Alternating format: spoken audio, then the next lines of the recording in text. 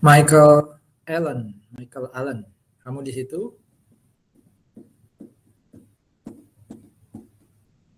Halo Michael. Iya Pak. Bantu pimpin doa. Oh iya baik Pak. Ya, bisa dimulai sekarang. Mari teman-teman kita mulai kelas ini dengan doa. Mengucap syukur Tuhan bisa mengumpulkan kami di tempat ini walaupun dengan keadaan online Tuhan. Tapi kami mau tetap bersyukur Tuhan. Dan sekarang kami akan memulai pelajaran AKM 2 Tuhan. Engkau yang menyertai dari awal pelajaran hingga akhirnya, agar setiap pelajaran yang diberikan oleh Pak Toli bisa kami serap dengan baik. Terima kasih Tuhan, dalam namamu kami berdoa. Amin. Amin. Terima kasih Michael. Jadi sekali lagi saya di chat aja nanti Rafika ya kalau memang ternyata saya putus-putus ya, nggak jelas atau bahkan hilang. Oke, saya langsung masuk ke makasih. Saya langsung masuk ke presentasinya. Baru tadi saya upload ya materi terbaru. Soal tes 1 ditunggu ya. Karena saya belum menyentuh sama sekali Google Classroom-nya. Ini slide-nya. Semoga tidak ada masalah. Kalau ada masalah sekali lagi saya di chat atau di kabari ya lewat WA. Hari ini ya kita bahas satu materi baru. Materi yang belum pernah ditemukan sejak pengantar akuntansi sampai AKM 1. Ya. Tapi pola berpikirnya mirip-mirip seperti property, plant and equipment dan investasi. Ya. Jadi ini gabungan dua aset besar ya, PPI dan investment. Buku Kiso and Wagon tidak mencatat ini, tidak membahas ini ya. Ada sebenarnya di iVerse, tapi yang lebih relate dan relevan buat kita ya kita lihat aturan yang ada di PSAK. Dan ini diatur oleh atau di dalam PSAK nomor 13, judulnya properti investasi. Jadi ini nama asetnya ya, properti investasi. Materi ini saya mulai dengan pertanyaan seperti ini. Ya. Tanggal 31 Desember 2021 ABC punya aset-aset seperti di bawah ini. Ya. Ada banyak macam nih.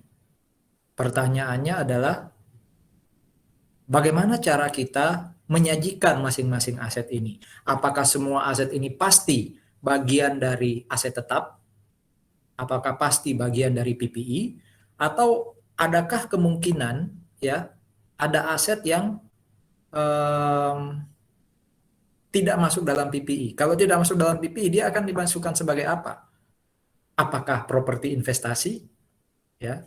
Untuk bisa menjawab pertanyaan tadi, ya, pertanyaan dari kuis 1 ini, ya kita harus lihat nanti ya bahasan soal properti investasi. Ya, jadi ini bacaan pembuka. Nanti semoga seandainya ya pertanyaan ini diberikan lagi di akhir materi ya harusnya sudah bisa terjawab. Ya, oh yang atas PPI atau bukan? Kalau bukan apa? Properti investasi kah? Inventory kah? Itu ya. Itu arah pertanyaan seperti. Jadi tidak bisa langsung dijawab karena kita harus melihat bahasan yang ada di apa? Di belakang atau di depan nanti ya. Yang kedua, ada biaya nih yang dikeluarkan oleh perusahaan untuk memperoleh tanah. Ya, seperti di bawah ini. Oke, pertanyaannya berapa sih yang nanti akan kita jadikan cost of asset? Baik aset ini kita anggap PPI atau properti investasi atau inventory atau apapun itu. Ya. Pertanyaannya berapa cost of aset terkait tadi. Jadi pertama memang harus menentukan aset ini masuk dalam kategori yang mana? PPI kah? Properti investasi kah? Inventory kah atau ada aset lain kah? Nah, kalau sudah tahu berapa cost of that asset? Ya. Itu arah pertanyaan yang seperti ini. Ya, jadi mungkin kalau di UTS ya kita tentukan dulu kualifikasi asetnya, lalu kedua untuk aset tersebut nilainya berapa sih berdasarkan informasi ini. Artinya apa? Bisa jadi ada komponen pengeluaran di bawah ini yang nggak jadi cost. Terus kalau nggak jadi cost jadi apa ya? Kalau nggak jadi expense ya jadi aset lain. Nah, apa nama aset itu? Itu kan yang nanti akan harus terjawab juga. Oh, ini termasuk biaya yang paling bawah ya. Ada dua biaya paling bawah. Kalau yang ketiga ini ya, bagaimana bikin jurnalnya? Jadi saya beli aset namanya properti investasi 100 juta. Disusutkan, makanya saya katakan ini mirip kayak PPI, disusutkan dia. Akhir tahun nilainya jadi 75 juta, gimana tuh? Perlu nggak buat jurnal penyesuaian? Ya, karena kalau dilihat kan nilai bukunya 80, tapi akhir tahun nilainya jadi 75. Perlu nggak kita bikin jurnal penyesuaian? Nah, semuanya akan terjawab nanti dalam pembahasan kita terkait properti investasi. Nah, properti investasi ini diatur di PSAK nomor 13 ya. Jujur saja saya belum lihat lagi buku PSAK saya. Saya beli buku PSAK terbaru, kadang saya update slide saya. Ini terakhir 2000 kemarin ya, semester genap yang lalu memang masih revisi 2011 ya. Biasanya PSAK itu direvisi secara periodik. Terakhir memang revisi sebelum 2020 itu revisi 2011. Tapi apakah di 2020 atau 2021 kemarin PSAK 13 termasuk salah satu yang direvisi? Saya ingat saya enggak. Ya, saya ingat saya enggak. Jadi disahkannya 29 Mei 2011 untuk diterapkan per 1 Januari 2012. Yang kayak gini untuk pengetahuan aja. Ya. Jadi jarang sih ditanyain PSAK 13 diberlakukan mulai kapan. Kecuali nanti Anda mau ikut ujian sertifikasi akuntan publik, ujian sertifikasi IAI yang lain gitu ya. Tapi kalau di materi AKM 2 ya ini enggak jadi materi pertanyaan, hanya untuk pengetahuan Anda.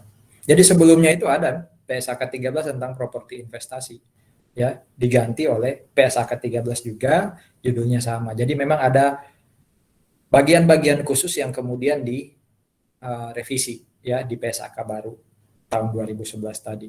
Kalau IFRS-nya itu IAS 40 ya, IFRS-nya itu IAS 40. Jangan bingung ya. IFRS-nya IAS 40 yang betul IFRS atau IAS. Anda kalau masih ingat pelajaran dulu chapter 1 ya soal standar akuntansi di AKM 1 ya. Standar akuntansi internasional itu awalnya IAS. Jadi yang menerbitkan itu IASC ya, IASC. Nah, waktu IASC berubah menjadi IASB ya, board itu namanya ya, IFRS. Tapi sama aja, IAS plus IFRS itu semua adalah standar akuntansi internasional. Nah, untuk investment property itu diatur oleh IAS 40 ya. Sekarang kita mulai masuk ke properti investasi itu sendiri. Apa sih definisi dari properti investasi? Bagaimana cara saya membedakan dengan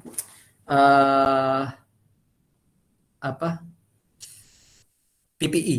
Bagaimana membedakan dengan inventory atau mungkin aset-aset terkait yang lain? Nah, ini kita lihat. Intinya mirip seperti aset yang lain, dia bisa menjadi aset sendiri yang namanya properti investasi kalau dia bisa memberikan cash buat perusahaan ya, tanpa tergantung dengan aset lain yang dikuasai oleh perusahaan atau entitas. Ya, jadi kalau dia ternyata tergantung dengan aset yang lain, maka dia tidak bisa diakui sebagai properti investasi. Lalu sebagai apa? Ya tergantung aset yang lain itu apa? PPI kah? Inventory kah? Atau aset apa? Termasuk aset yang lain. Kalau aset yang lain itu tergantung dengan properti investasi, maka aset yang lain nggak bisa diakui sebagai PPI atau inventory. Dia harus masuk sebagai properti investasi. Jadi intinya memang masing-masing aset tidak boleh tergantung dengan aset lain kalau ingin diakui dengan nama aset terkait. Ya. Nah, dengan demikian bisa dilihat untuk bisa dikatakan properti investasi dan dia harus lepas atau tidak terpengaruh dengan aset lain, kita mau lihat aset kayak apa ini. Properti investasi merupakan properti yang dikuasai untuk menghasilkan pendapatan sewa, untuk menghasilkan rental income. Jadi kalau saya punya properti untuk tujuan menghasilkan rental income memenuhi ya definisi dari properti investasi. Tapi kita lihat lagi nanti yang kayak apa tuh yang disebut rental income. Oke, kata-katanya bukan dibeli loh itu, tapi dikuasai. Artinya apa? Bisa jadi itu bukan aset saya secara legal, karena mungkin sertifikatnya ada di orang, hak miliknya ada di orang, tapi saya menguasai. Ya, menguasai dalam arti ya saya menggunakan itu lebih banyak dibandingkan pemilik aslinya. Sama seperti kita belajar apa sewa contohnya ya. Sewa itu kan bisa jadi Anda pemiliknya, lesornya, tapi saya lesinya malah menggunakan melebihi useful life. Atau 90% aja dari useful life. Bukankah saya sebenarnya pemiliknya? Ya, itu bisa jadi aset saya. Namanya kan right of use asset. Nah, properti atau aset apapun tidak harus ditunjukkan hak miliknya, tapi apakah kita memang secara substansi menguasai atau tidak. Ya. Jadi yang pertama, definisinya itu tergantung dengan tujuan kita apa sih untuk memperoleh properti tadi. Oh, untuk menghasilkan rental income. Atau yang kedua, yang kanan, ya, yang kanan. Properti yang diperoleh dengan tujuan untuk spekulasi. Jadi harapan saya beli, kalau besok nilainya naik, saya lepas. Hati-hati, saya beli lalu saya lepas bukan berarti ini barang dagangan saya ya. Kalau barang dagangan itu kan lepas mau harganya naik atau turun, ya pasti akan saya lepas karena itu yang bikin saya dapat revenue tiap bulan atau bahkan tiap tahun. Ya, wah minyak goreng kan Pak nggak dilepas, ditahan tuh sampai harganya tinggi, itu bukan urusan saya. Itu orang-orang yang berdagang tapi tidak punya jiwa kemanusiaan, terlalu mikirin bisnis. Ya. Nah, itu intermezzo aja. Tapi intinya saudara-saudara jangan sampai kalau ada kata-kata dikuasai untuk mendapatkan kenaikan nilai, oh ini berarti inventory. Enggak. Inventory itu ya harapannya kan nilai inventory kita naik terus. Tapi intinya adalah memang itu proses bisnis saya, core bisnis saya. Kalau ini enggak, saya beli bukan core bisnis saya, harapannya besok naik. Jadi kata lain untuk yang kanan ini sebenarnya spekulasi. Ya, spekulasi. Makanya kalau bicara minyak goreng lagi, ya minyak goreng itu harusnya tujuannya untuk diperjualbelikan, bukan untuk spekulasi. Nunggu harga naik tinggi banget baru saya lepas, wah itu nggak benar. Ya. Atau saya beli untuk tujuan keduanya yang tengah ini nih. Ya, jadi saya beli, saya kuasai untuk menghasilkan rental income atau untuk spekulasi atau dua-duanya. Oke, itu tujuannya. Jadi kalau ada aset saya beli, saya pakai untuk operasi, kayak mesin, kayak kendaraan. Nah, itu nggak bisa masuk dalam definisi properti investasi. Ya. Termasuk kalau ada properti yang saya beli untuk tujuan administrasi, kayak gudang, ya, tanah parkir dan semacamnya, ya itu nggak bisa disebut sebagai properti investasi karena dia masuk dalam tujuan atau kategori yang berbeda dengan yang merah dua ini. Saya punya tanah bangunan tapi saya perusahaan real estate dan tanah bangunan itu mau saya jual belikan. Ya, ya berarti nggak masuk dalam dua tujuan ini. Berarti bukan properti investasi. Oke, ini definisinya properti investasi. Pertanyaannya properti itu apa sih? Ada yang nggak atau belum aware nih Pak, properti itu apa? Kalau kita bicara properti, biasanya orang langsung pop up apa? Tanah bangunan. Jadi yang disebut properti di sini ya itu terdiri atas tanah ya dan bangunan atau bagian dari satu bangunan atau dua-duanya. Ya ada bangunan di bawahnya tanah gitu ya. Itu properti.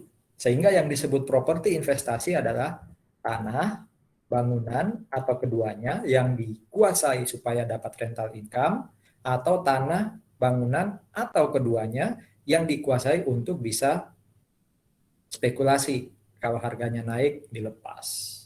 Ya. Itu ya, ada pertanyaan dulu sampai sini. Berarti kalau saya beli tanah ya, bangunan atau tanah bangunan yang tadi dipakai untuk gudang, dipakai untuk kantor, diperjualbelikan karena bagian dari core business, nah itu bukan properti investasi. Ingat ya, jadi paling tidak kita sudah punya 3 tujuan membeli properti, dalam hal ini tanah, bangunan, atau keduanya. 1, untuk administrasi, untuk core business. Nah, itu berarti PPE.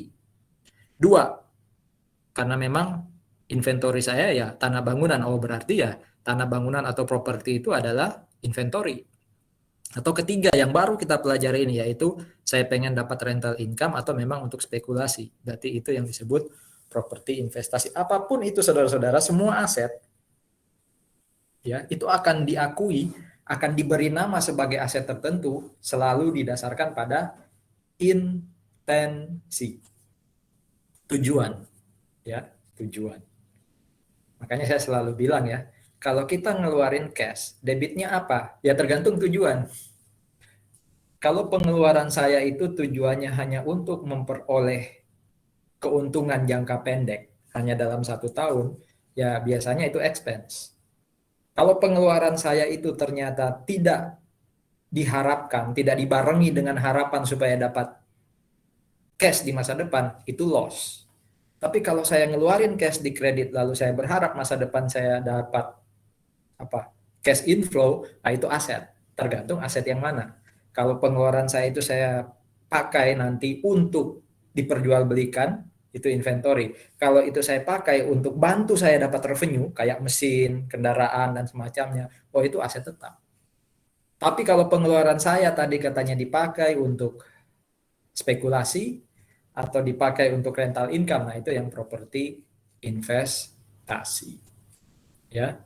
Berarti kalau saya beli mesin tapi mesin itu tidak saya gunakan dalam operasi. Anggap aja mesinnya tahan lama lah, nggak expired, nggak kedaluarsa. Juga tidak saya perjualbelikan, bukan inventory saya. Berarti memenuhi dong Pak definisinya properti investasi.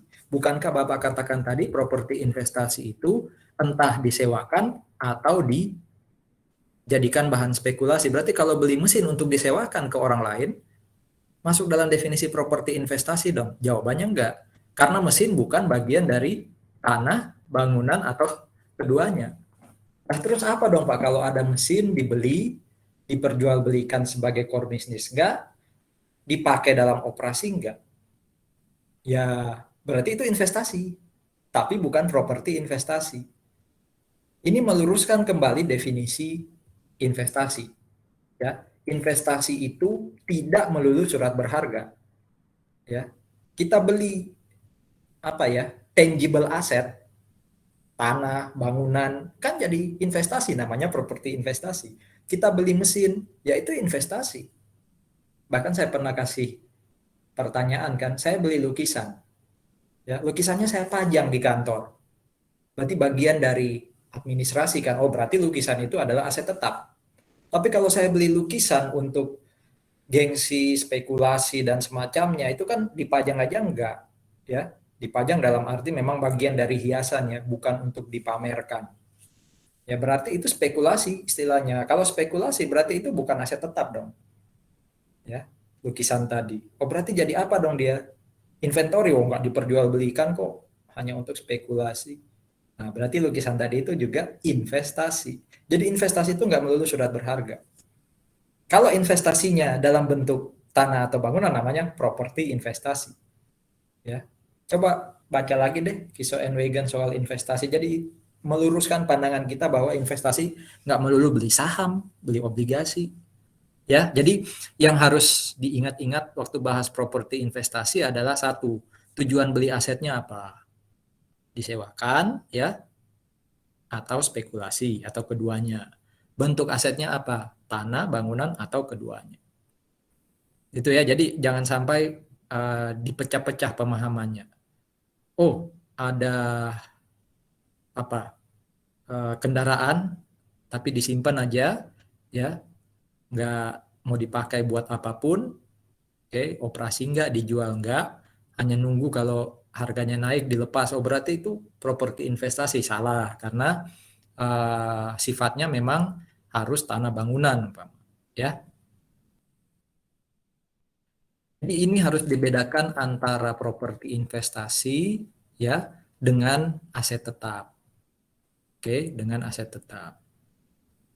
Ya, juga dengan inventory. Nah, saudara-saudara, tadi saya katakan kata kuncinya dikuasai ya. Jadi nggak harus dibeli. Ya, kebanyakan memang penguasaan atas aset itu kan melalui pembelian, itu yang umum. Tapi kalau sudah jadi anak akuntansi di semester seperti sekarang ya harusnya semester 2020 ya. Sudah nggak lagi terpikir bahwa yang namanya penguasaan hanya lewat pembelian. Ya, hanya lewat hak milik. Kita punya hak guna ya, itu sudah penguasaan secara akuntansi. Oke, jadi supaya suatu properti dalam hal ini tanah bangunan masuk dalam definisi properti investasi, dia tidak harus dibeli. Ya, tidak harus dibeli. Intinya kata kuncinya dikuasai. Yang kedua, bisa saja saya nggak beli, ya, tapi saya dapat dari lesi. Jadi, saya dapat dari lesor. Ya, dalam hal ini saya adalah lesi, ya, Anda lesor. Anda punya tanah atau punya bangunan. Lalu saya sewa dari Anda. Saya lesinya. Saya sewanya pakai capital lease. Ya. Selama tanah bangunan yang saya sewa dari Anda pakai capital lease punya tujuan yang tadi saya jelaskan di depan, apa tadi tujuannya? Mau disewakan ke orang lain atau untuk spekulasi, maka tanah bangunan tadi buat saya itu dianggap sebagai properti investasi. Jadi saya sewa dari Anda harus dalam bentuk capital lease. Ya. Kalau saya sewa dari Anda pakai operating lease, kita sudah belajar kan sebelum T1.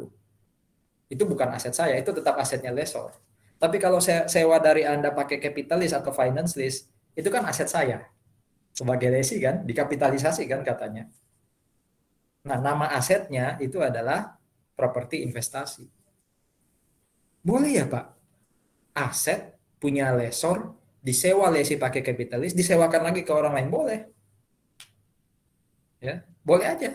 Wong itu ya tergantung terms and condition-nya kontrak ya. Wong itu sudah diatur kok di kontrak umpama.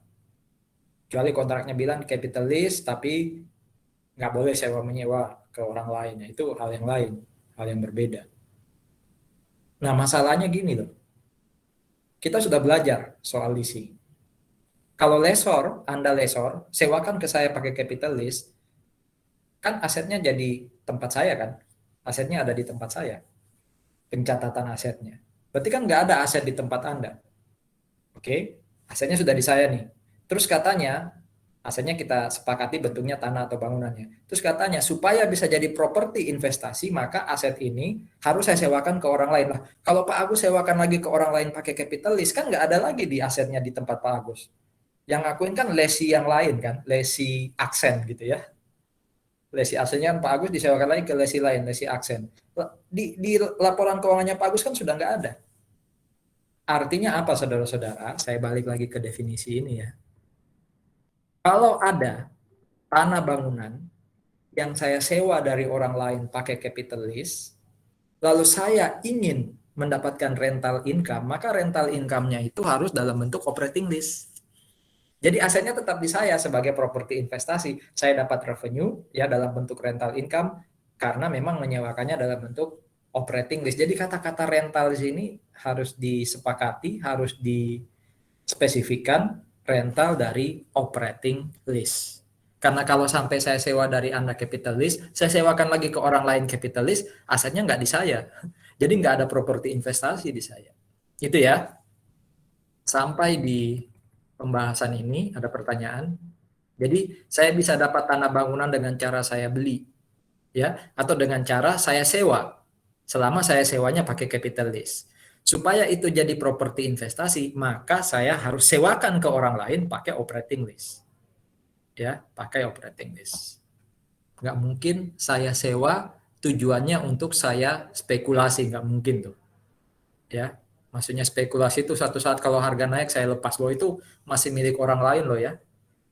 Itu sudah di luar konteks pembicaraan. Jadi pasti kalau saya mendapatkan properti lewat capital lease, dia bisa jadi properti investasi kalau saya sewakan ke orang lain pakai operating lease. Nah, ini sekali lagi menegaskan bahwa aset-aset yang akan ada di sini nanti itu bukan properti investasi. Walaupun bentuknya properti, tapi dia bukan properti investasi. Ya, kalau yang biru ini berarti inventory. Ya, saya menguasai tanah bangunan, tapi mau dipakai jadi gudang, ya, atau mau dipakai jadi pabrik untuk produksi pabrik untuk penyimpanan barang jasa gudang. Ya berarti itu apa? Aset tetap, ya, aset tetap. Termasuk yang biru ini dipakai jadi kantor, ya, bangunannya dipakai jadi kantor, itu aset tetap, PPI, ya. Atau mau dijual karena memang tanah bangunan itu inventory saya, ya, berarti ini bukan properti investasi juga, ya, ini inventory. Biasanya ini real estate yang punya. Tapi nggak selamanya real estate itu kalau menguasai tanah bangunan pasti jadi properti. Nggak selamanya real estate itu kalau membeli atau menguasai tanah bangunan pasti jadi inventory. Karena bisa jadi dia beli tanah bangunan tapi mau jadi kantor. Nah itu berarti buat dia adalah PPI.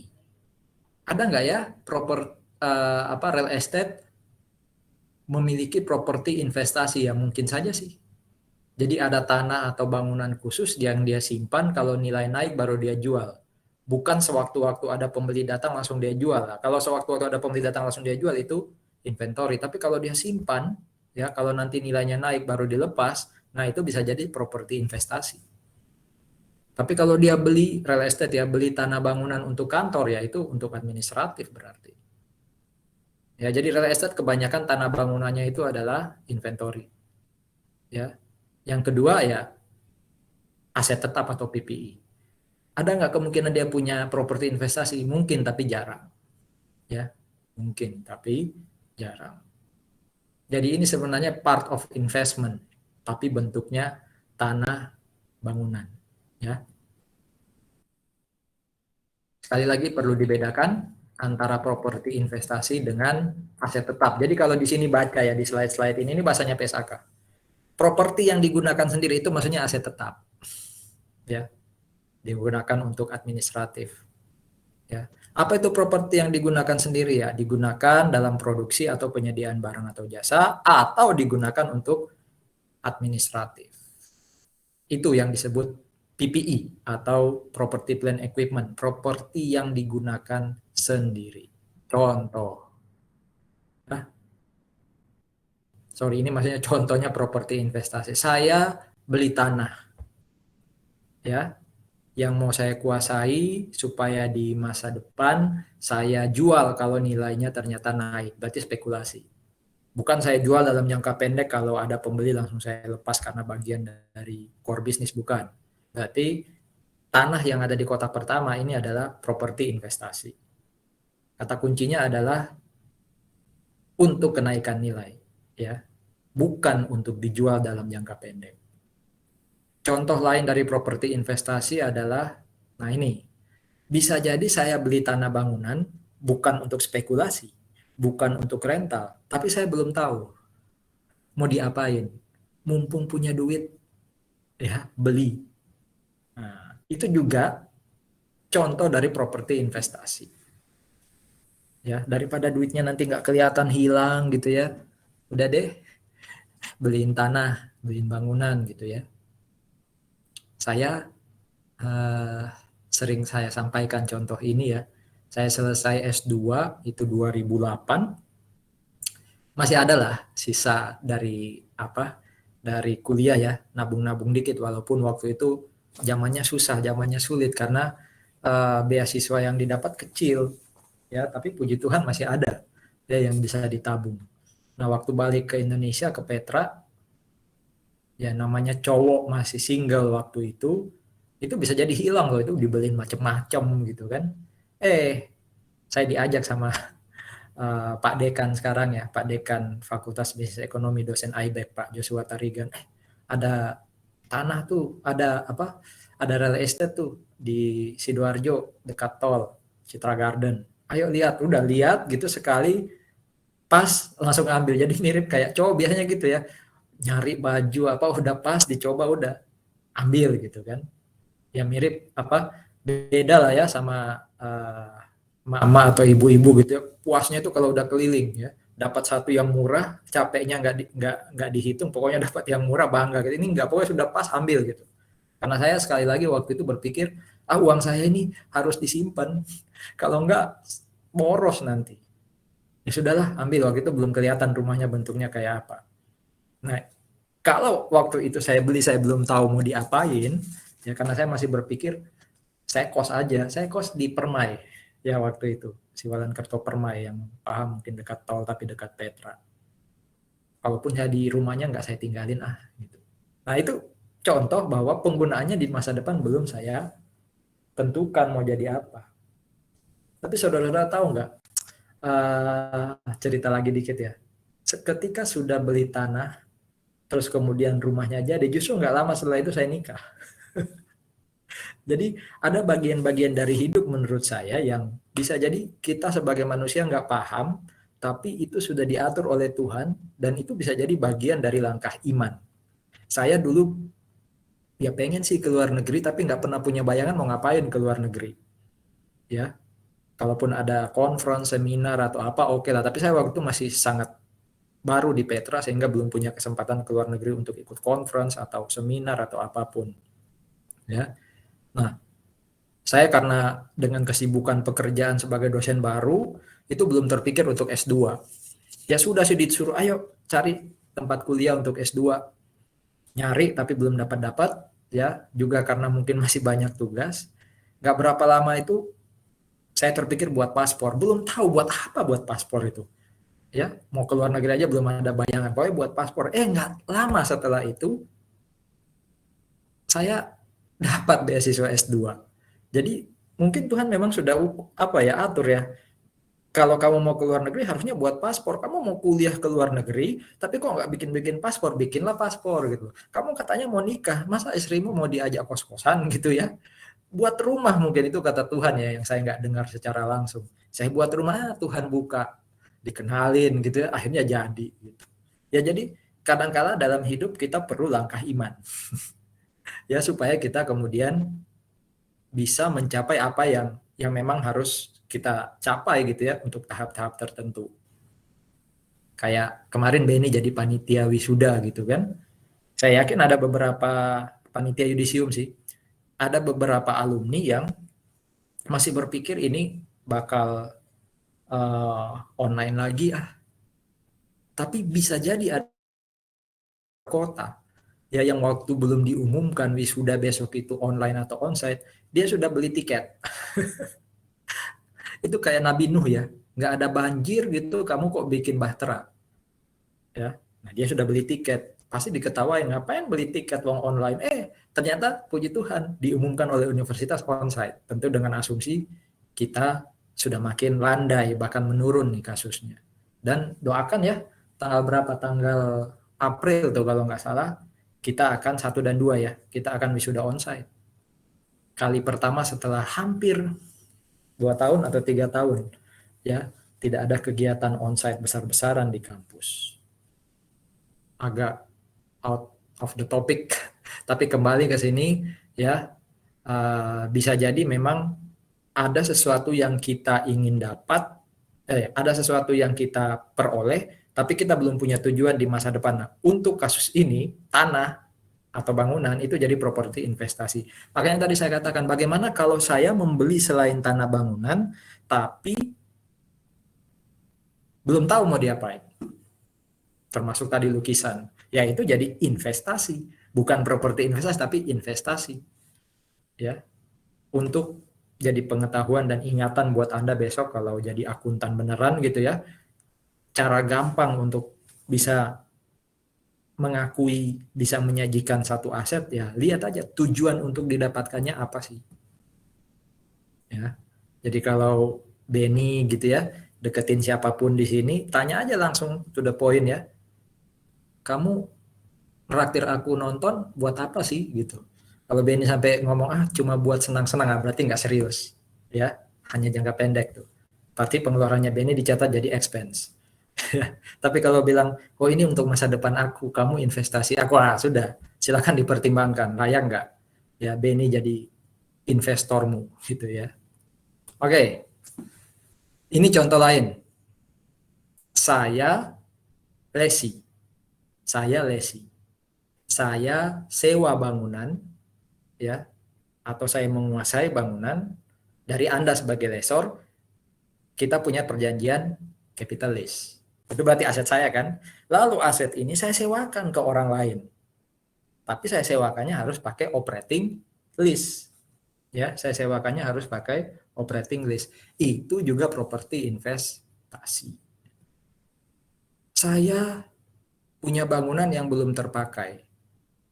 Ya, bangunannya masih kosong, tapi saya sudah punya rencana besok mau saya sewakan dalam bentuk operating lease.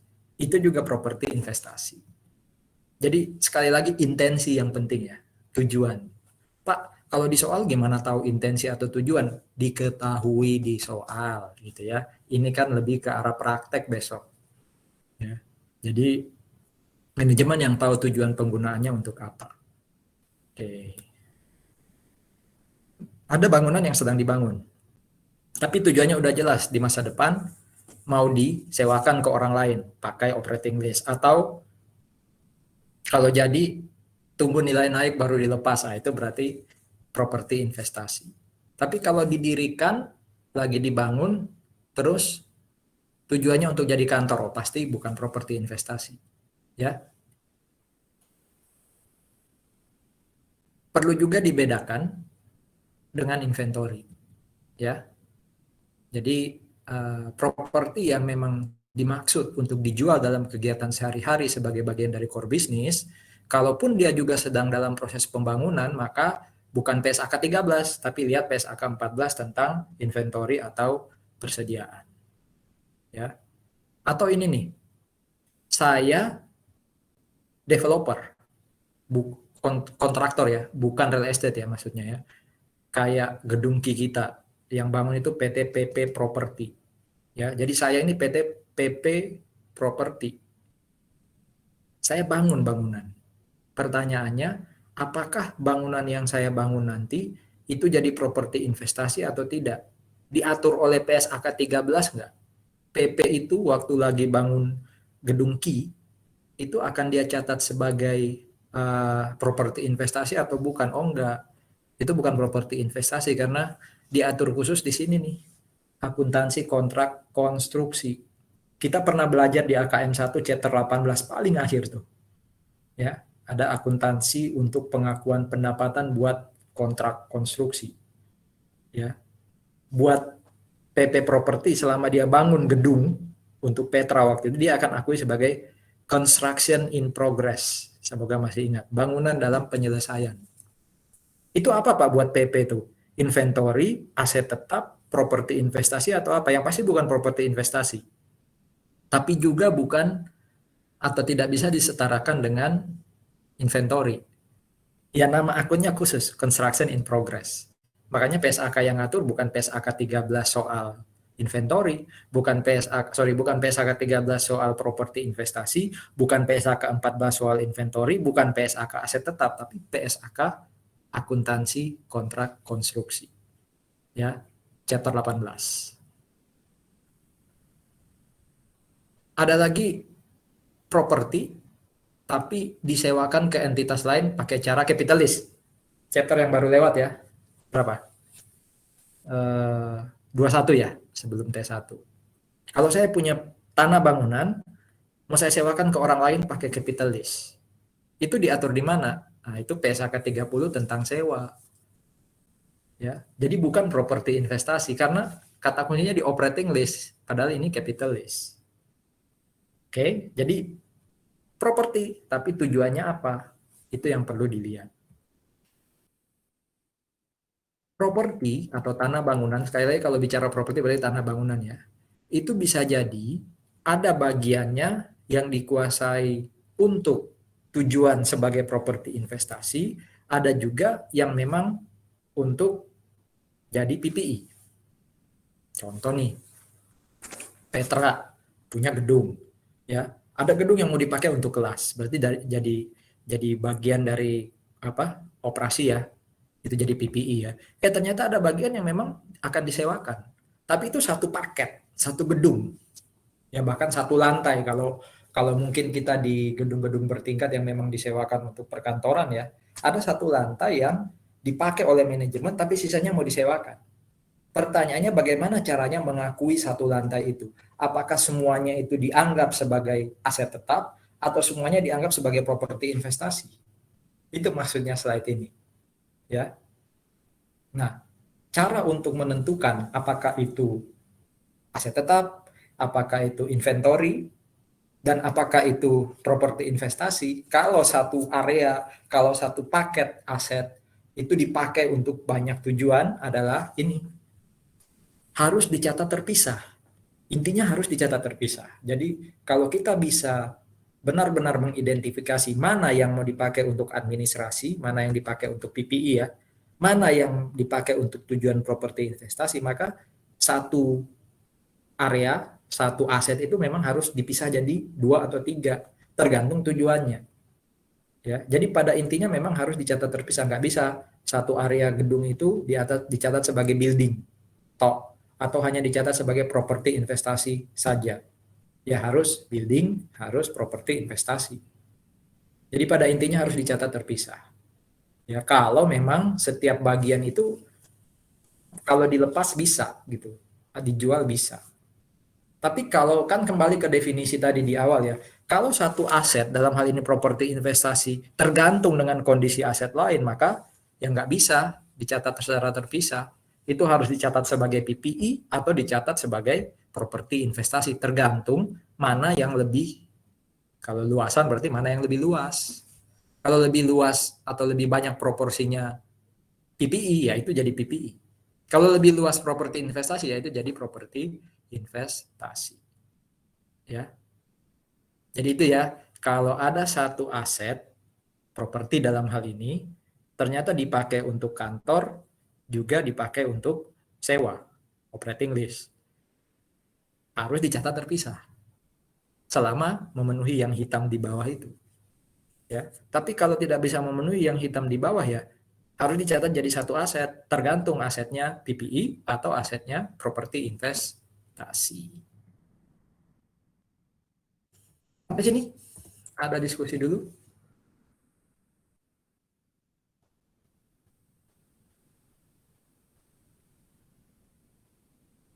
Oke, ini pertanyaan sebenarnya, sebelum lebih jauh ke kanan itu ada jawabannya sebenarnya. Menurut Anda, ada yang bisa bantu jawab nggak ya? Kalau Anda punya rumah sakit mitra keluarga yang di Waru tuh, ya, Anda akan catat gedung rumah sakit mitra keluarga, kalau Anda jadi akuntannya ya, itu sebagai PPI atau sebagai properti investasi. Nggak mungkin jadi inventory ya, karena kan bukan untuk diperjualbelikan tuh bangunannya kan, tapi kan disewakan. Sama kayak pertanyaannya kayak gini, kalau Anda uh, jadi akuntannya hotel apa tuh Wyndham yang dekat TP. Menurut Anda gedung hotel Wyndham itu aset tetap ya, PPI ya, atau properti investasi? Ada yang bisa bantu jawab? Itu kan disewakan ke orang ya, kamar-kamarnya. Termasuk rumah sakit itu kan sebenarnya penyewaan. Ya, penyewaan kamar untuk pemulihan. Kalau satu sama sih, hotel itu juga untuk pemulihan, healing katanya ya. Ayo, gedung rumah sakit, gedung hotel gitu ya. Termasuk kalau ada yang dipakai untuk dulu waktu zaman sebelum pandemi, gedung olahraga untuk main bulu tangkis, futsal, itu sebenarnya PPI atau properti investasi. Ayo dong, siapa yang bisa berani memberikan pendapat?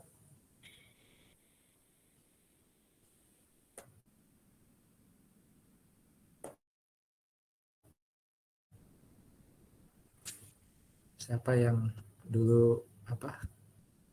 Saya kok lupa namanya ya.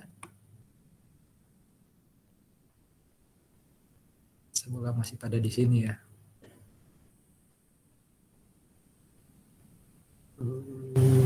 Puguh ya, ada Valencia Puguh ya di sini ya. Valencia Puguh, kamu di sini? Iya, Pak. Menurut Valencia, kalau Valencia jadi akuntannya rumah sakit, gedung rumah sakit itu dicatat sebagai apa sih? PPI ya, aset tetap, atau PI, properti investasi?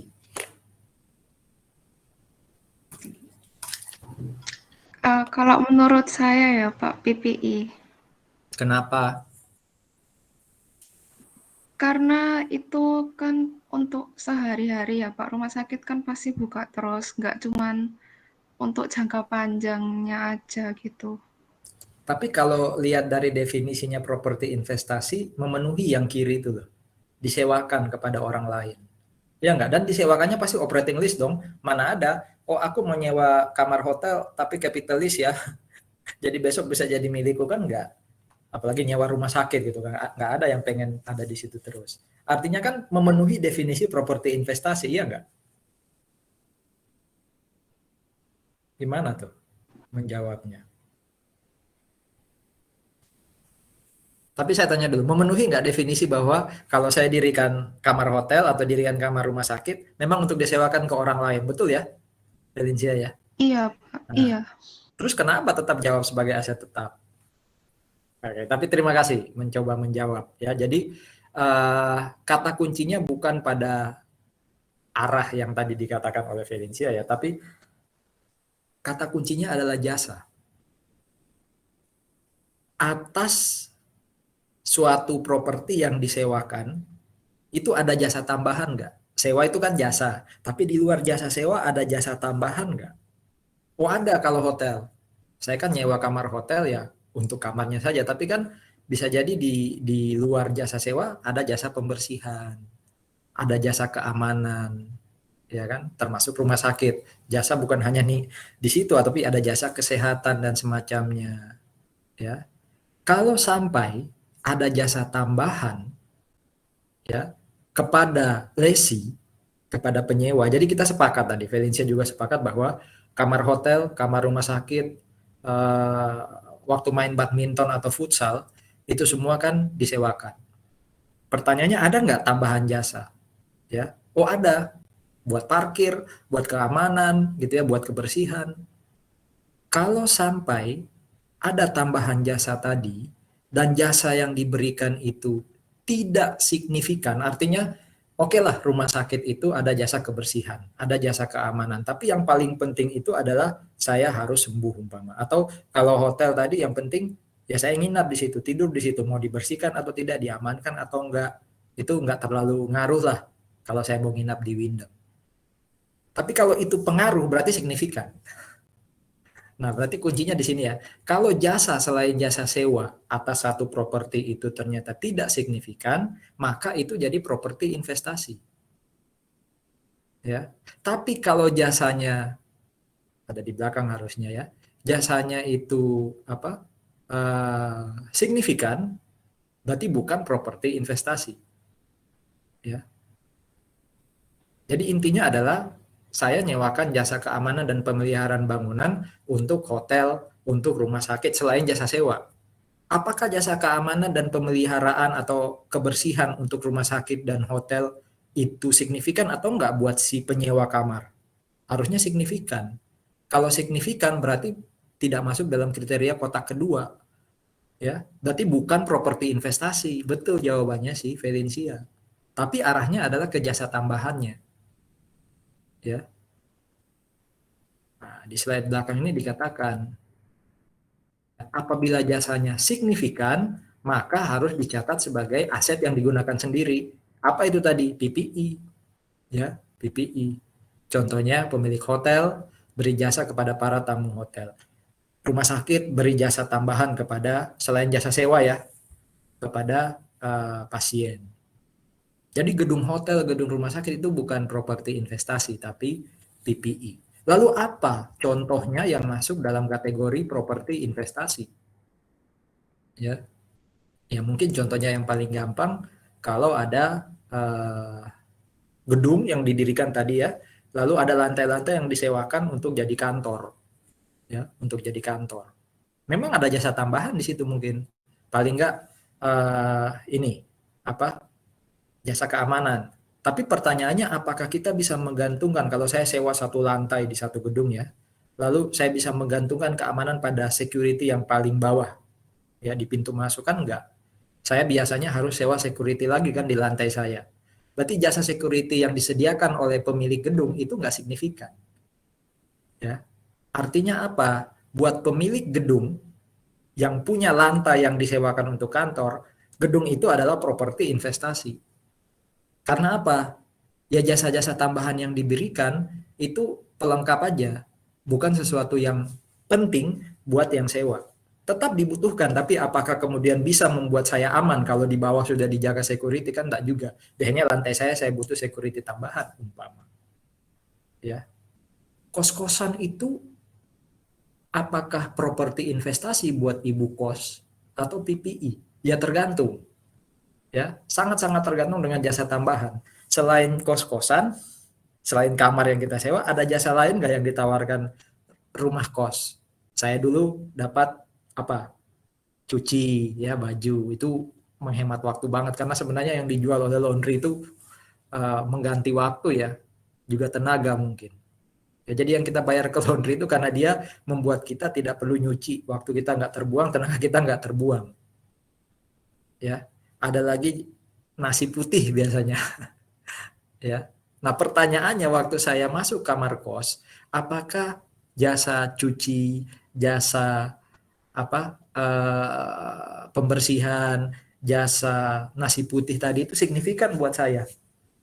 Ya, kalau menurut saya itu tidak signifikan, maksudnya memang itu ada atau tidak ada orang tetap butuh kamar kos, maka rumah kos-kosan ya itu adalah properti investasi. Tapi kalau itu jadi syarat, orang tua sekarang nyari, oh harus ada cuci-cucinya, oh harus ada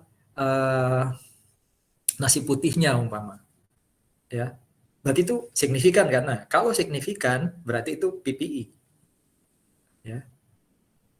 Oke, jadi kata kuncinya pada jasa tambahan yang diberikan di luar jasa sewa, apakah itu penting atau tidak penting? Ya, tapi kalau bicara soal penggunaan tadi kata Puguh ya, properti investasi juga di masa depan digunakan sehari-hari ya untuk dapat rental income. Ya, jadi lihat pada jasa tambahan. Nah, secara umum aja hotel ya, rumah sakit termasuk tadi sebenarnya futsal, saya nggak tahu kalau ada lapangan futsal atau badminton. Menurut saya itu masih masuk dalam kategori properti investasi karena ya kita hanya pakai lapangan aja sih. Jasa-jasa tambahan di luar itu nggak terlalu penting. Bedakan dengan kalau kita pakai kamar hotel atau rumah sakit. Jasa tambahan di luar jasa sewa itu signifikan. Itu ya. Ada pertanyaan?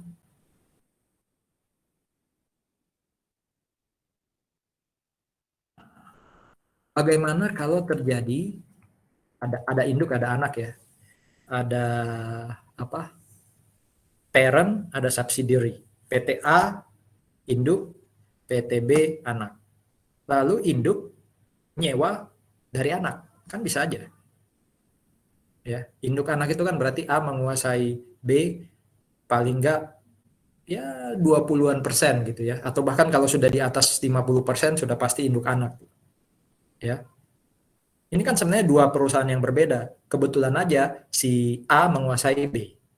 Berarti induk dan anak ini entitas berbeda. Nah, bagaimana kalau kemudian A nyewa tanahnya B atau nyewa bangunannya B?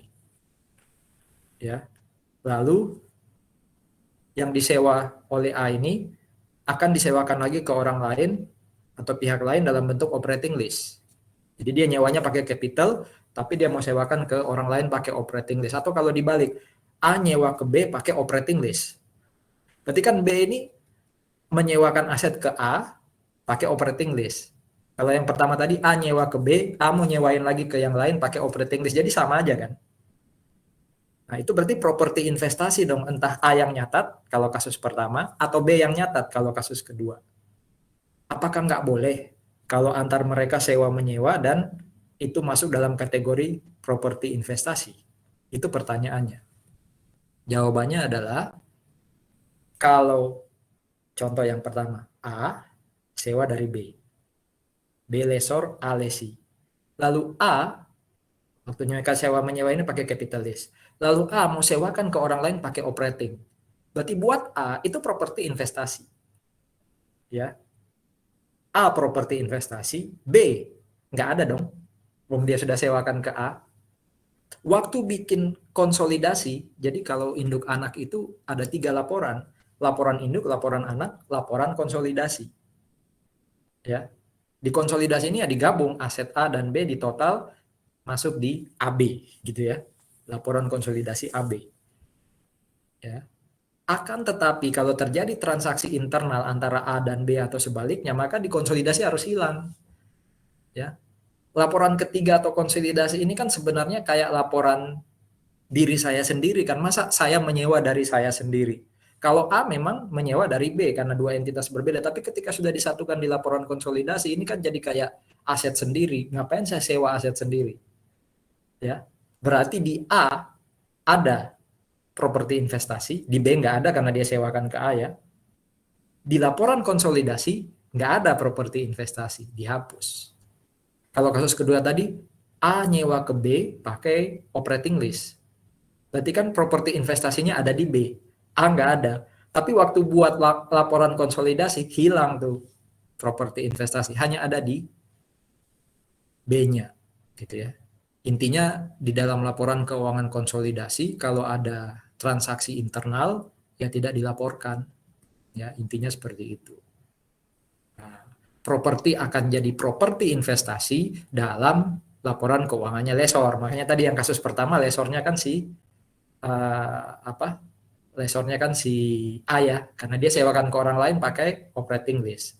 Kalau yang kasus kedua, lesornya kan si B karena dia sewakan ke A pakai operating lease. Ada ya, tapi ketika konsolidasi hilang. Ya. Lanjut ya. Sebelum masuk lebih jauh ke sini, saya izin sebentar 5 menit ya. Jadi 3.30-an ya, 3.30, 31 kita mulai lagi. Bentar ya.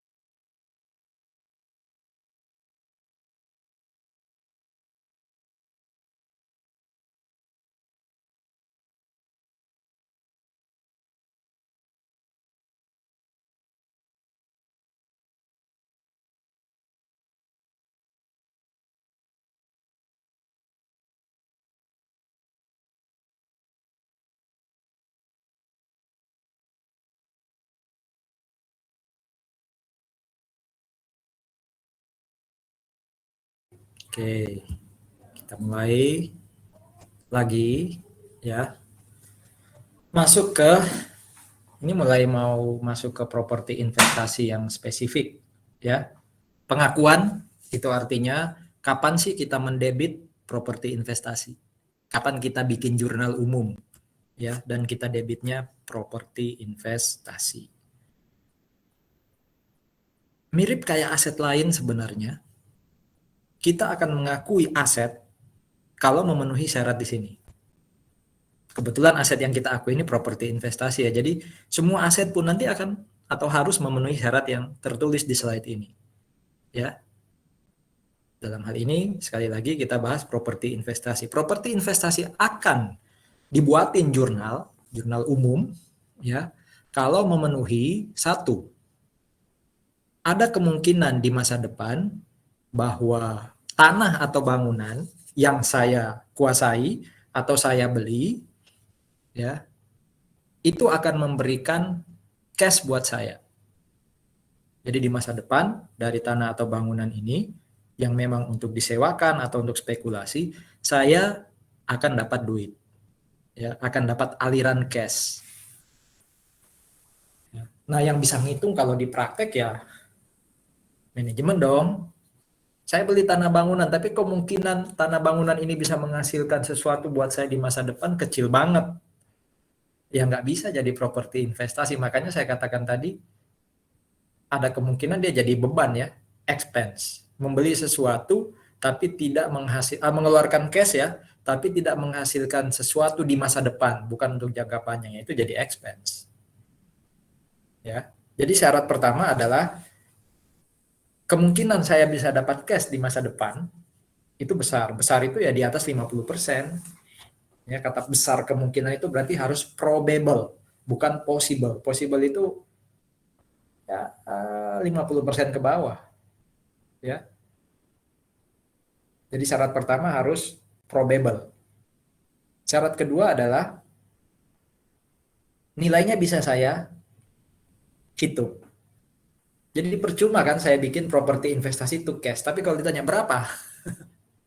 Aduh, iya berapa ya? Harganya sih, harga sewanya 1M.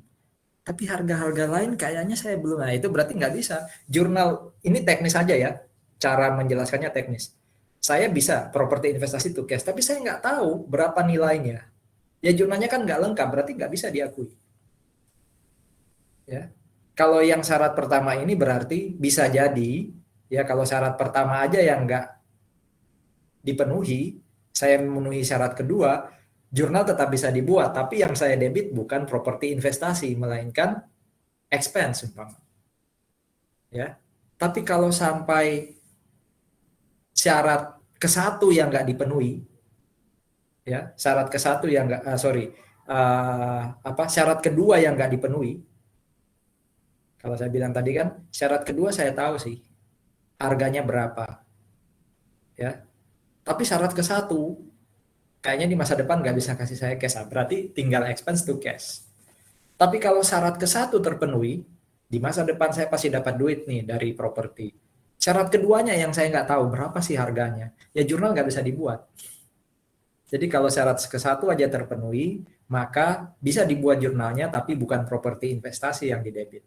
Kalau syarat kedua yang nggak terpenuhi, nggak bisa buat jurnal. Jadi memang hanya harus dua-duanya yang dipenuhi supaya bisa properti investasi yang didebit. Gitu ya. Aset yang lain juga gitu. Ya, saya mau beli mesin, equipment, mau jadi PPE. Ya. Saya sudah tahu di masa depan mesin ini bisa menghasilkan produk, bisa memberikan saya revenue. Oh, berarti equipment di debit, cash di kredit. Tapi ketika ditanya harganya berapa Pak, nilainya berapa yang secara total di luar harga mesin. Aduh saya kok nggak bisa ngitung ya, saya nggak tahu ya, berarti jurnal nggak bisa dibuat. Ya. Tapi kalau syarat kedua diketahui, yang nggak dipenuhi hanya syarat pertama ya sudah, expense to cash. Gitu ya, jadi ini sebenarnya melekat ke semua aset. Khusus untuk hari ini berarti melekat ke properti investasi. Oke. Ya di soal itu kalau nggak disebutkan secara khusus ya asumsinya kedua syarat ini terpenuhi. Kecuali nanti ada kasus, ya ada kasus. Oh saya tahu nilainya, ya saya tahu nilainya. Lalu juga memenuhi yang atas. Oh ya, berarti properti investasi to cash sesuai nilai yang saya hitung di bawah. Oh, saya tahu bahwa di masa depan bisa jadi properti investasi, tapi saya nggak tahu nilainya. Ya sudah, jawabannya berarti kita nggak bisa bikin jurnal. Gitu ya. Nah, ini tadi kan ada yang di trivia depan kan? Trivia nomor 2 kalau nggak salah. Kalau nomor 1 sebenarnya sudah terjawab ya. Apa itu properti investasi? Jadi dari tanah bangunan yang tadi saya bikin list, kita bisa simpulkan, oh ini properti investasi, ini bukan. Nah, yang trivia kedua itu tadi kan pertanyaan berapa sih atau bagaimana menentukan cost of asset, dalam hal ini cost of investment property. Ya sebenarnya konsepnya simple ya. Semua pengorbanan kita supaya aset tadi itu bisa kita dapat dan siap digunakan, itulah cost. Kalau saya keluar cash setelah aset tadi siap saya gunakan, itu bukan cost, itu expense.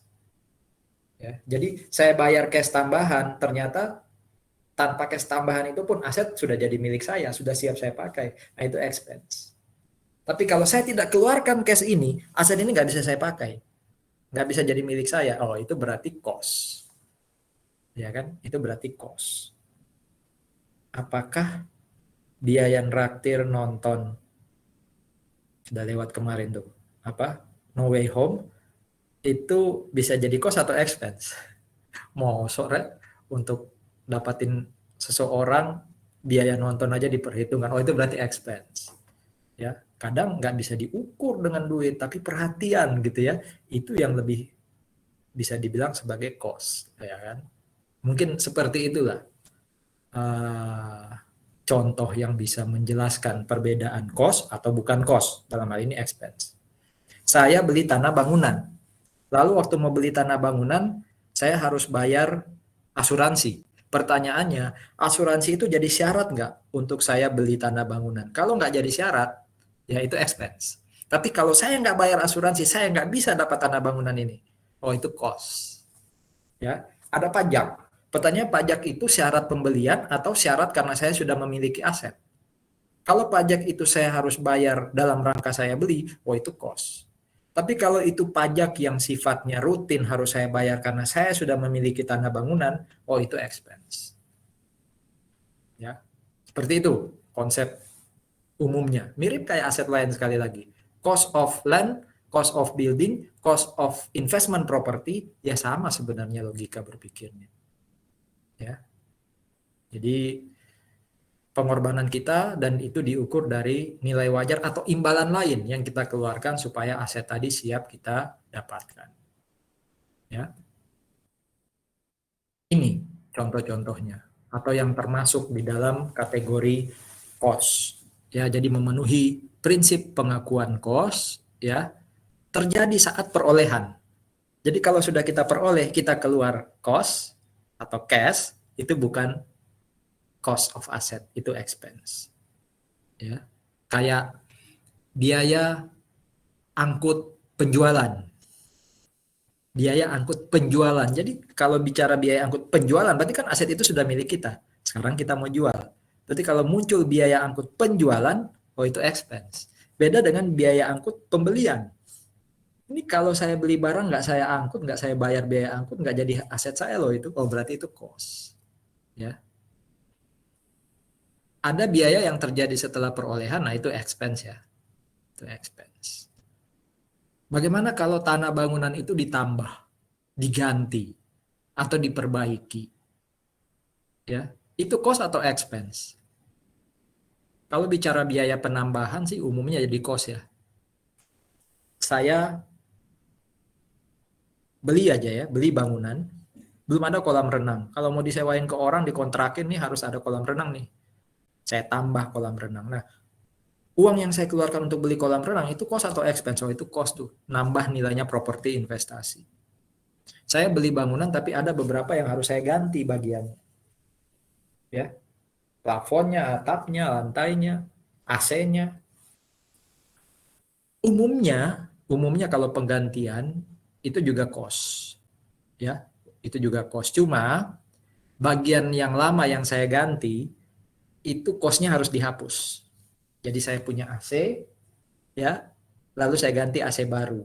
Berarti biaya untuk AC baru itu jadi penambah properti investasi, tapi AC lama yang saya copot itu cost-nya harus dihapus, akumulasi penyusutannya harus dihapus. Bagaimana kalau perbaikan ya? Perbaikannya lihat-lihat dulu, perbaikannya major nggak untuk tanah atau bangunan?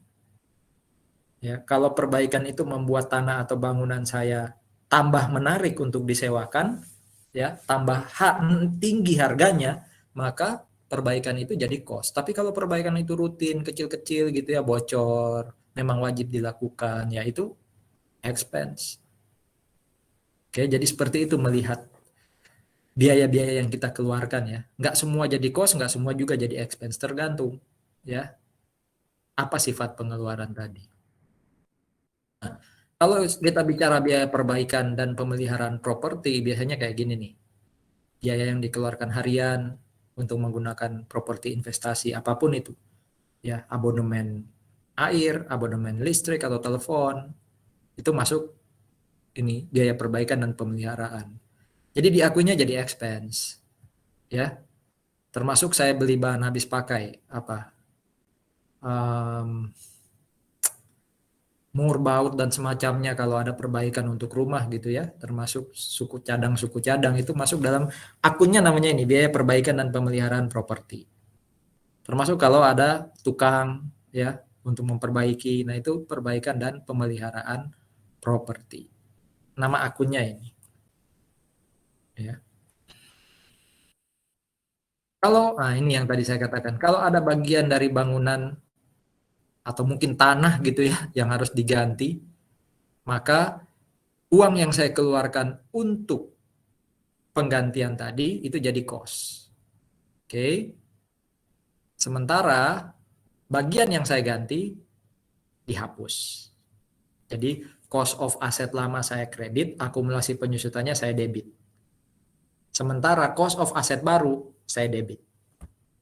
Kenapa harus seperti itu? Karena kalau yang terjadi saya ganti AC lama dengan AC baru dan semuanya jadi cost tanpa menghapus AC yang lama, itu aset saya kan naik terus nilainya. Properti investasi saya naik terus nilainya. Padahal kan ada aset yang saya lepas. Ya. Nggak fair dong, nilainya kayak naik terus gitu ya, padahal hanya karena saya melakukan penggantian. Ya. Sebenarnya ini ada di AKM 1 sih, sudah kita pelajari ya. Waktu itu sih bahasnya PPE, Property Plant and Equipment. Oke, sampai di sini ada pertanyaan?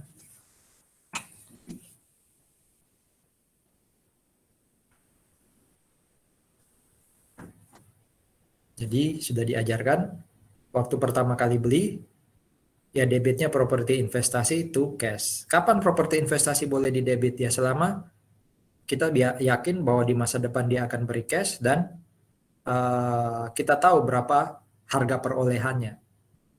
Ya, jadi bagaimana cara ngitung cost-nya tadi juga sudah kita bahas. Itu jurnal umum. Nah sekarang biasanya kan tanah bangunan ini katanya tadi untuk masa depan yang mau dispekulasi kah atau disewakan. Bagaimana kalau per 31 Desember dia masih ada di kita? Masih ada itu artinya belum saya lepas, belum saya jual ke orang lain. Ya, saya sewakan ke orang lain, ya tetap jadi aset saya kan. Nah nilainya itu apakah tetap sama dengan nilai waktu saya beli? Jadi pertanyaannya, apakah saya pakai cost untuk menulis, menyajikan nilai properti investasi di neraca akhir tahun, ya di Statement of Financial Position per 31 Desember, atau saya pakai fair value? Haruskah saya mengganti nilai waktu saya beli menjadi nilai per 31 Desember? Atau boleh pakai nilai waktu saya beli? Kalau belajar PPI dulu kan pilihan ya, dua itu pilihan. Boleh pakai harga waktu beli, berarti pakai cost, atau boleh pakai harga waktu 31 Desember. Konsekuensinya kalau pakai pendekatan kedua, fair value model, ya harus ada jurnal penyesuaian. Makanya ada akun namanya apa tuh? Unrealized gain or loss. Atau revaluation surplus. Surplus revaluasi. Itu buat PPI. Tapi kalau saya pakai cost ya sudah. Nggak perlu ada nilai macam-macam. Pertanyaannya kalau properti investasi ikut PPI enggak? Kalau ikut PPI berarti boleh milih. Atau wajib pakai fair value? Kalau wajib pakai fair value ya mau nggak mau ada jurnal penyesuaian. Nah ini jawabannya nih. Waktu beli pertama kali pasti diakui sebesar cost kan tadi ya. Jadi properti investasi to cash. Ya. Terkait atau mencakup apa saja tadi cost ya, semua uang yang kita keluarkan termasuk biaya transaksi, biaya jasa hukum, PPN ya. PPN memang dari IFRS atau IAS memang termasuk PSAK sebenarnya, PPN ini dimasukkan sebagai bagian dari cost ya, sebagai bagian dari cost. Tapi kalau ini istilahnya barang modal ya, barang modal itu berarti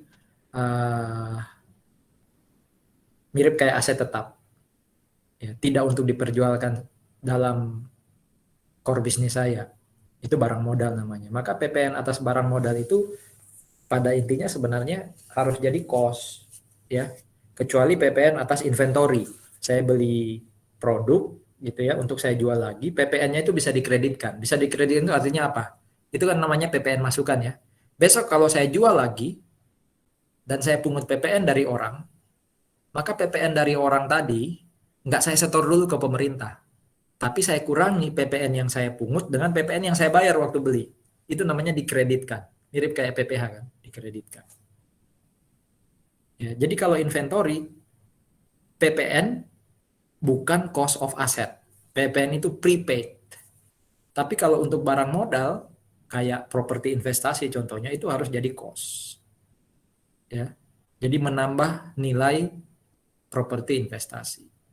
Juga biaya transaksi lain, termasuk pajak yang namanya BPHTB. Semoga diingat ya, teman-teman yang sudah belajar perpajakan atau akan belajar perpajakan. Ada pajak namanya bea, perolehan hak atas tanah dan bangunan. Itu dibayar oleh pembeli. Jadi kalau saya beli tanah bangunan, saya bayar BPHTB. Wajib tuh. Notaris nagih. Kalau notaris tahu kita belum bayar, akte nggak keluar. Berarti kan belum jadi aset saya. Nah itu cost. Tapi kalau pajak namanya PBB itu dibayar tiap tahun.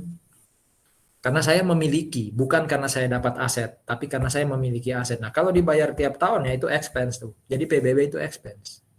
BPHTB masuk dalam kategori cost of property investasi.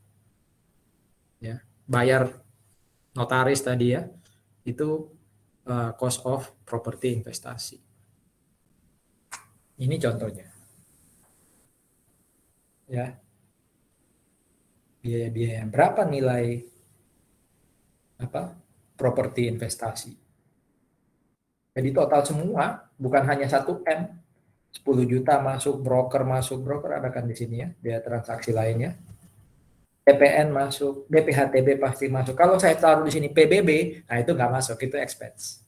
Karena PBB dibayar tiap tahun, tapi nggak pernah ada PBB yang dibayar pertama kali beli. PBB biasanya dibayar ketika saya sudah menikmati bangunan tadi. Jadi ini semua cost. Ya, ini semua cost. Di total aja, itulah cost of investment property. Nah, yang di bawah ini bukan biaya perolehan, bukan cost, berarti expense. Biaya perintisan itu kayak contohnya apa ya? Ya belum kelihatan bentuknya tanah bangunan tadi, tapi saya sudah keluarkan biaya. Mungkin contoh paling gampang dan receh itu adalah saya mau beli tanah bangunan, tapi saya perlu keliling nih, naik mobil, kan bayar bensin, itu perintisan toh. Belum tahu tanah bangunannya kayak apa, keliling dulu. Dapat tanah di Royal Resident. Nah, kita baru beli tanah di Royal Resident loh. Akan jadi kampus kita di barat. Ya, ini lagi proses ya mau perencanaan. Didoakan ya, semoga bisa segera terwujud nanti. Ya. Mungkin Anda 50-50, bisa sempat menikmati atau mungkin adik-adik Anda yang menikmati. Ya. Wah, Benny langsung ngomong, aku tak tunda lulusku biar menikmati, ya alasan aja gitu. Ya.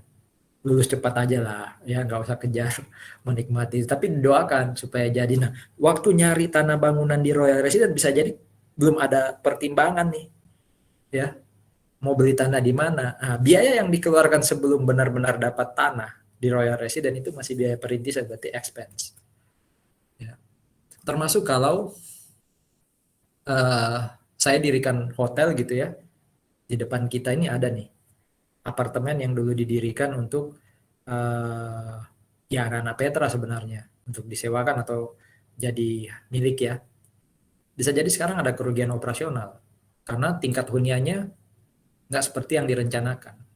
Ya mungkin masih pandemi, semoga segera aja melandai supaya ekonomi bergerak lagi nih, termasuk kos-kosan di sekitar Petra. Ya, kangen lihat beli pentol, anak-anak beli pentol gitu ya, jalan malam-malam cari makan gitu kan. Nah, itu ekonomi harus berputar. Nah, kalau saya dirikan hotel, tapi hotel itu okupansinya masih rendah, tingkat huniannya masih rendah, kan saya rugi. Ya jangan jadi cost, berarti loss. Karena kalau loss itu saya akui jadi cost, itu seakan-akan aset saya nilainya naik. Jadi kalau saya rugi 1M, terus debitnya saya akui jadi properti investasi. Enak ya, rugi tapi properti investasi naik, nggak boleh. Kalau saya rugi karena operasionalnya itu apa, memang tidak seperti yang direncanakan, ya itu loss dong. Jangan menambah nilai aset. Jadi pernah terjadi ya, kasus-kasus akuntansi masa lalu, rugi malah jadi aset. Kan tadi ya, loss, expense, dan aset itu kan saldo normalnya di debit. Gampangannya gitu. Rugi itu dijadikan atau diakui jadi aset. Jadi orang yang baca laporan keuangan tertipu.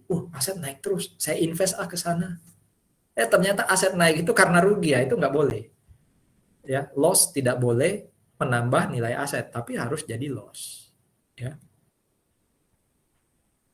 Saya keluar, sebenarnya biaya bahan baku bisa, tenaga kerja bisa untuk nambah nilai aset. Ya kan? Kan tadi katanya beli bahan baku untuk membangun bangunan, bayar biaya tenaga kerja untuk membangun bangunan, itu bisa jadi cost of property investasi. Tapi kalau yang terjadi itu pemborosan, nah itu nggak bisa dong menjadi cost, itu harus expense atau loss. Ya, expense atau loss. Oke. Kalau ini isunya adalah bagaimana kalau saya mau beli bangunan atau tanah lah. Ya, sudah deal. Ya, saya dengan Rafika sudah deal di mana ya, Probolinggo kalau nggak salah. Tanah Rafika di Probolinggo saya beli. Ya, tapi dealnya 5 tahun lagi ya, 1M. Ini tak cicil. Ya, 4 tahun saya cicil atau 5 tahun saya cicil. Ya, per tahun saya bayar 200 juta. Nah, masalahnya sekarang karena sudah deal ya, itu bisa jadi aset saya. Properti investasi itu payable ya, liability kan ya, kreditnya. Tapi berapa nilai properti investasi yang saya debit sekarang? Ya 1M toh Pak, nilainya 1M. Ya hati-hati, 1M itu nilai masa depan. Oh berarti chapter 6 nih, time value of money. Yes, tepat sekali. Berarti 1M nilai masa depan, dibayar 200 juta per tahun, harus ditarik present value-nya. Ya pakai anuitas berarti. Nah berarti kalau saya beli tanah atau bangunan, pembayarannya ditangguhkan apalagi melebihi 1 tahun, maka dia harus dihitung pakai harga tunai atau present value. Kalau 1M present value-nya 800 juta, maka 200 juta itu dianggap sebagai interest expense. Ya. Jadi di present value kan selisih dengan nilai pembayaran nanti yang 1M itu akan jadi interest expense. Itu ya. Contohnya kayak gini nih. 2020 setuju membeli tanah harga 1M. Ya. Melunasi transaksi dengan cara mengangsur setiap tanggal 1 Januari. Mulai 1 Januari 2021. Berarti periode pertama itu dilakukan pembayarannya di titik 1, bukan 0. Oh ini ordinary annuity. Kenapa annuity ya? Bayarnya sama 200 juta selama 5 kali. Berarti pakai aja tabel 4. Ya. Tabel 4. Present value of ordinary annuity. N-nya 5. Nilai pembayaran 200. I-nya berapa? Oh ada di sini 8%. Ya udah tinggal cari di tabel 4 tadi. Ya 200 juta ya kali I8 N5. Kalau ketemu hasilnya saya nggak tahu, di sini saya hitungkan nggak. Oh ada nih. Ya. N-nya 5, I-nya 8%. Sehingga ketemu, nah ini Anda hitung sendiri ya, ketemu berapa.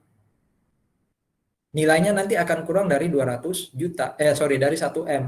Nah, selisih 1M dengan hasil hitungan Anda nanti itu yang akan diakui sebagai interest expense. Ya. Sengaja nggak saya lihatin, tapi Anda sudah tahu, uang sudah lewat chapter 6 itu, KM1. Jadi kalau ditanya berapa sih nilainya properti investasi per 1 Januari 2020? Jawabannya adalah dengan cara menghitung ini. Ada pertanyaan sampai sejauh ini?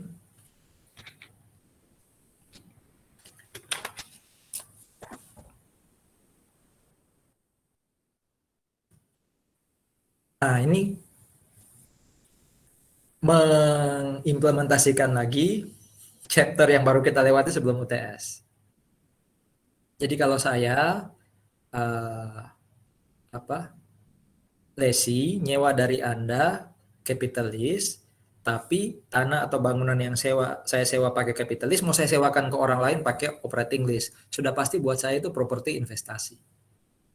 Jadi ini kayak chapter 21 kemarin waktu bicara lesi, tapi yang kita lease, yang kita sewa adalah tanah bangunan. Ya. Kemarin kan nama asetnya right of use ya. Ya, right of use asset. Nah, ini berarti right of use asset properti investasi. Berapa nilai yang kita debit atas nama aset tadi? Ya sama ketentuannya seperti, makanya ini disatukan pembahasannya di UTS ya. Sama ketentuannya seperti yang ada di chapter 21